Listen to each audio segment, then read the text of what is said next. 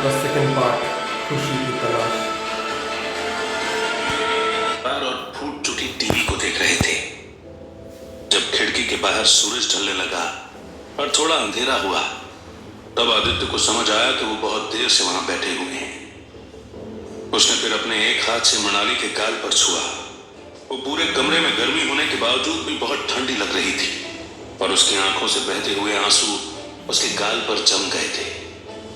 आदित्य को हाथ लगाने के बावजूद भी उसने कुछ रिस्पॉन्स नहीं किया।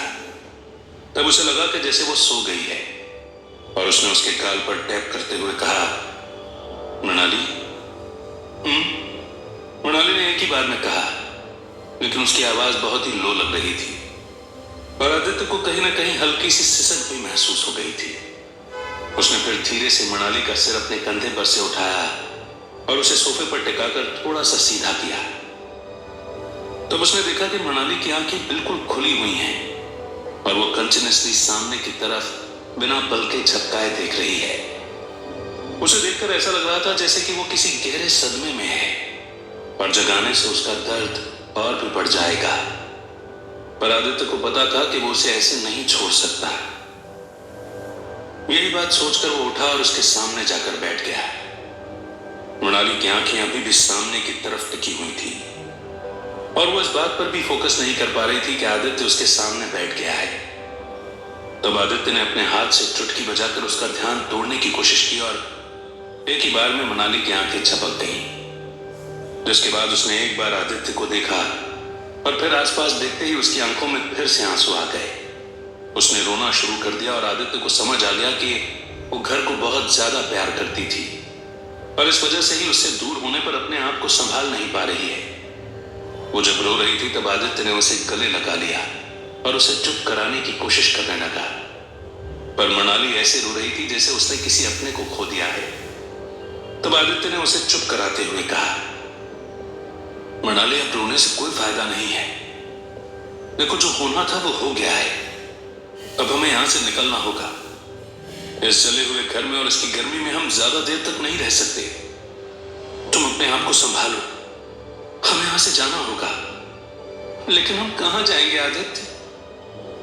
मनाली ने सिसकते हुए पूछा। तब आदित्य को समझ आ गया कि उसे इस बात का जवाब नहीं पता, लेकिन जिस तरह की सिचुएशन है उसे हैंडल करना ही पड़ेगा। और उसने कहा, मनाली, तुम्हारे पास अपनी कार है तो तुम उसे लेकर अपने घर चली जाओ। यहां पर जो भी होगा वो मैं संभाल लूंगा। अब यहां पर रुकने से कोई फायदा नहीं है। वो घर मेरा अपना नहीं है आदित्य। जिस दिन से मैं शादी करके तुम्हारे साथ उस घर से निकली थी तभी मैं उस घर के लिए पराई हो गई थी। उसके बाद मैं भले ही कितनी बार भी वहां पर चली जाऊं और रहना शुरू कर दूं, लेकिन मेरा असली घर तो हमेशा यही रहेगा ना आदित्य। ये घर और इसके साथ तुम, यही तो मेरी जिंदगी है। पर अब ये जिंदगी खत्म हो गई तो मैं कहां जाऊंगी आदित्य? तुम कहां जाओगी? मनाली ने आदित्य की तरफ देखकर पूछा। उसकी आंखों में से आंसू टप टप करके गिर रहे थे और आदित्य उन्हें न तो पूछ सकता था और ना ही कंट्रोल कर सकता था। उसे पता था कि मनाली अंदर से बहुत टूटी हुई है, पर फिर भी वो आज अगर उसे ऐसे ही रोने देगा तो शायद उसका दर्द कभी कम नहीं हो पाएगा।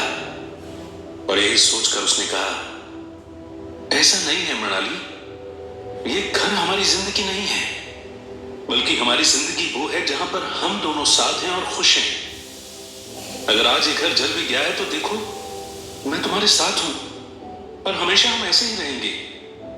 तुम इस बात को मत सोचो कि ये घर नहीं है तो हमारी जिंदगी खत्म हो जाएगी, क्योंकि हमारी जिंदगी जगह से नहीं बल्कि एक दूसरे की प्रेजेंस से बनी है। अब यहां से उठो, हमें जाना होगा। लेकिन आदित्य, मैं यहां से नहीं जाना चाहती, मनाली ने कहा। और उसकी इस बात को सुनकर आदित्य को थोड़ा गुस्सा आने लगा, क्योंकि वो 2 बार उससे उठने और यहां से निकलने का बोल चुका था, पर फिर भी मनाली नेगेटिव बातें ही कर रही थी। तब उसने गुस्से की वजह से थोड़ी सी तेज आवाज में कहा, बच्चों जैसी बातें मत करो मनाली, यहां पर बैठने से कोई मतलब नहीं है। मैं तुम्हें 2 बार पहले भी बोल चुका हूं कि हमें जितनी जल्दी हो यहां से निकलना होगा। देखो, हर जगह ऐश हो गई है और पानी की वजह से सब कुछ गीला हो गया है। हम यहां पर ज्यादा देर तक रुके तो हमारी तबीयत भी खराब हो सकती है, क्योंकि बाहर भी ठंडी हवा चल रही है। अब यहां से उठ भी जाओ, वरना मुझे तुम्हारे साथ जबरदस्ती करनी पड़ेगी। आदित्य की इस बात को सुनकर मनाली ने पहले 2 सेकंड उसकी आंखों में देखा और जब उसे कंफर्मेशन मिल गया कि आदित्य इस बात के लिए सीरियस है, तब उसने अपने आंसू पोंछे और वो खड़ी हुई। उसे देखकर आदित्य भी खड़ा हुआ और उसने फिर उसका हाथ पकड़ लिया।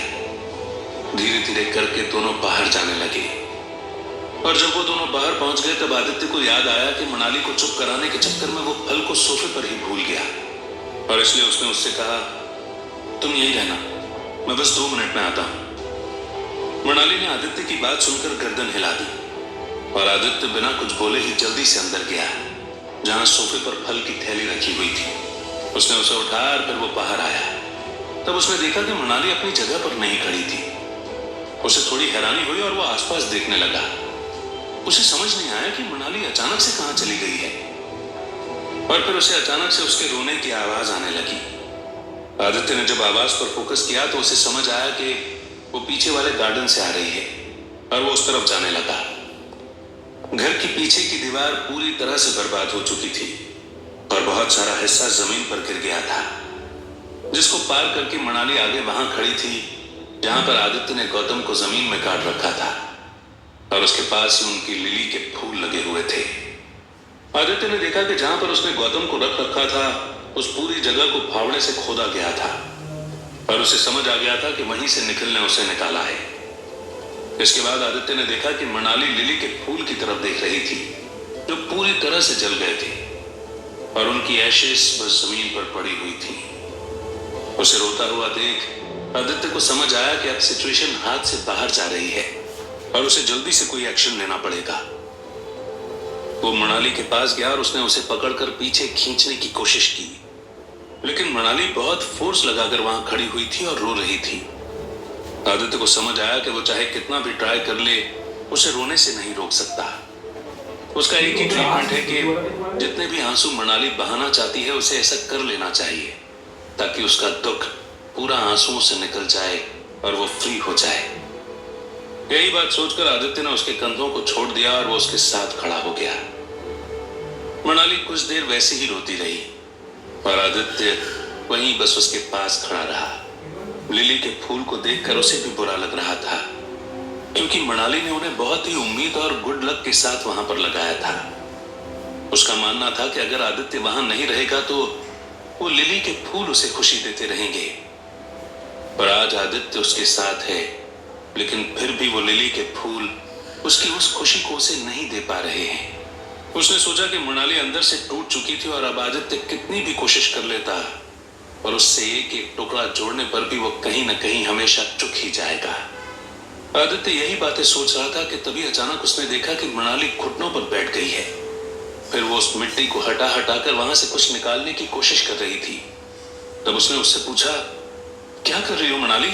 सब कुछ जल गया है, तुम्हारा हाथ भी जल जाएगा, जल्दी से वहां से हाथ हटा लो। आदित्य की बात सुनकर मनाली ने कोई भी जवाब नहीं दिया, लेकिन वो अपना काम कंटिन्यू करती रही। पर आदित्य को उसे ऐसा देखकर अच्छा नहीं लग रहा था और उसे समझ आ रहा था कि कुछ कुछ पत्थर जो गर्म थे वो उसके हाथ पर चिपक रहे थे और वो उन्हें जल्दी से दूर फेंक रही थी। आदित्य ने फिर उसके हाथ को पकड़कर उसे रोकने की कोशिश की, लेकिन उसने उसका हाथ झटक दिया और कहा, प्लीज आदित्य, मुझे मत रोको, एक बार के लिए मुझे बस उस चीज को ढूंढने दो जिसे मैं ढूंढ रही हूँ, उसके बाद मैं यहाँ से उठ जाऊंगी। लेकिन मनाली, तुम ढूंढ क्या रही हो?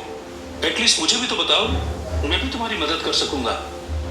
मैं हमारी खुशियां ढूंढ रही हूँ आदित्य। जब ये दोनों पौधे मैंने यहाँ पर लगाए थे तब मैंने यहाँ पर तुम्हारी एक शर्ट का बटन इस मिट्टी के नीचे लगाया था जिस पर तुम्हारे खून का निशान था। वो बटन मुझे इस बात का एहसास दिलाता था कि तुम यहाँ पर लिली के फूलों के साथ सुरक्षित हो, और आज मुझे उस बटन को ढूंढना है और अपने साथ रखना है, क्योंकि अगर मैं तुमसे दूर जा रही हूँ तो मुझे वो चाहिए ताकि तुम मेरे साथ हमेशा रह सको। इतना कहकर मनाली फिर से अपने काम में लग गई और तब आदित्य ने एक बार उसकी तरफ देखा। उसे समझ आ गया कि मनाली ने जो कुछ भी कहा वो उसके लिए बहुत डेडिकेटेड है और आदित्य भी फिर बैठकर उसका साथ देने लगा। वो एक एक करके मिट्टी को वहां से हटाने लगा जो उसके हाथ पर चिपक रही थी, लेकिन वो मनाली को देखकर ही उस दर्द को भूल रहा था जिससे कुछ फर्क नहीं पड़ रहा था।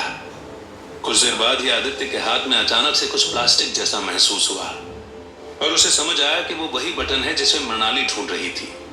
उसने देखा कि बटन पूरी तरह से गर्म हो चुका था, लेकिन फिर भी उसका हरा कलर और उस पर खून का दाग नहीं मिटा था।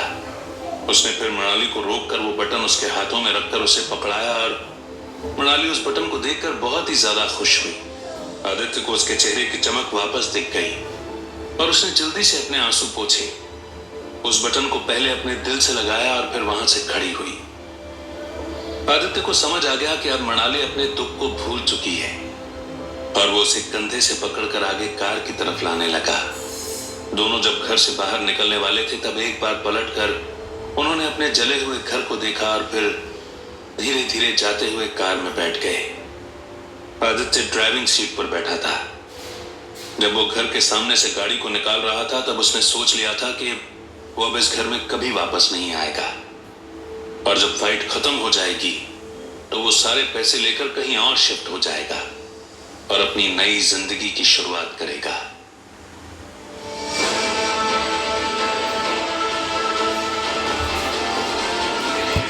Thank you for hearing.